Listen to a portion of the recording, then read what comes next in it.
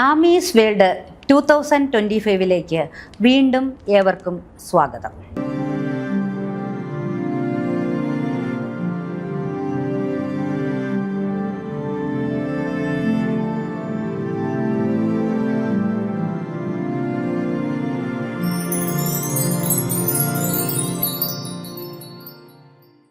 ഫേസ്ബുക്കിൻ്റെ ആദ്യ കാലങ്ങളിൽ തന്നെ കവി ഇടശ്ശേരി ഗോവിന്ദൻ നായരെക്കുറിച്ച് ഞാനൊരു പോസ്റ്റ് ഇട്ടിരുന്നു. കുറ്റിപ്പുറം പാലം എന്ന കവിതയിൽ നിന്നുള്ള വരികൾ ഉദ്ധരിച്ചുകൊണ്ടാണ് ആ പോസ്റ്റ് തുടങ്ങുന്നത്. ഇത് കണ്ട ചിലർ എന്നോട് ചോദിച്ചു, ഇടശ്ശേരിയെ വായിച്ചിട്ടുണ്ടോ എന്ന്. ചിലരുടെ സംശയങ്ങൾക്ക് ഒരു പരിഹാസത്തിൻ്റെ കൂടി ചുവയുണ്ടായിരുന്നു. അച്ഛൻ്റെ കളക്ഷനിൽ ഇടശ്ശേരിയുടെ മിക്കവാറും എല്ലാ പുസ്തകങ്ങളും ഉണ്ടായിരുന്നു. എന്നാൽ പ്രളയം ബാക്കി വെച്ചത് ഈ 2 പുസ്തകങ്ങൾ മാത്രമാണ്. കറുത്ത ചെട്ടിച്ചികൾ, പുത്തൻ കലവും അരിവാളും പൂതപ്പാട്ടും. വന്നേരി നാടിൻ്റെ പൊന്നാന നടന്ന വഴികളിലൂടെ തലയുയർത്തി മലയാള കാവ്യലോകത്ത് എത്തിയ ഒരാൾ. അയ്യയ്യ വരവമ്പിളി പൂങ്കുല മെയ്യിലണിഞ്ഞ കരിമ്പൂതത്തിൻ്റെ കഥകൾ കേട്ട് പേടിക്കുകയും ആ അമ്മയ്ക്ക് വേഗം ഉണ്ണിയെ തിരികെ കിട്ടാൻ വായനക്കാരനെ കൊണ്ടുപോലും പ്രാർത്ഥിപ്പിക്കുന്ന രചനാവൈഭവം.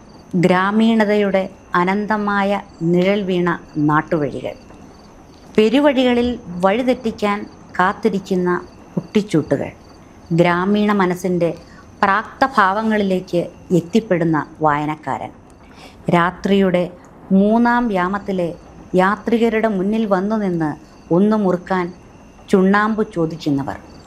ഇടശ്ശേരി കവിതകൾ ഇങ്ങനെ ഗോത്ര വിസ്മൃതികളുടെ അപാരമായ കാഴ്ചകളാണ് നമ്മെ കാണിച്ചു തന്നത്. ഇടശ്ശേരി കവിതയിലെ ഗ്രാമങ്ങൾക്ക് കറുത്ത അമ്മ ദൈവങ്ങളും ഭൂതങ്ങളും കാവലായി. കവിയുടെ ദേവീ സങ്കല്പങ്ങളിൽ അവർ ശക്തിയുടെ പകയുടെ ഉഗ്ര പ്രതീകമാണ്.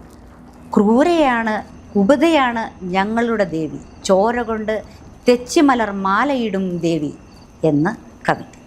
എത്രയോ ഗ്രാമഭാവനകൾ, ഭ്രമകൽപ്പനകൾ ഇടശ്ശേരി കവിതകളിൽ എവിടെയും കുന്നത്തൊരു കാവും കാവിനടുത്തൊരു മരവും മരത്തിൽ നിറയെ പൂവും കാണാം.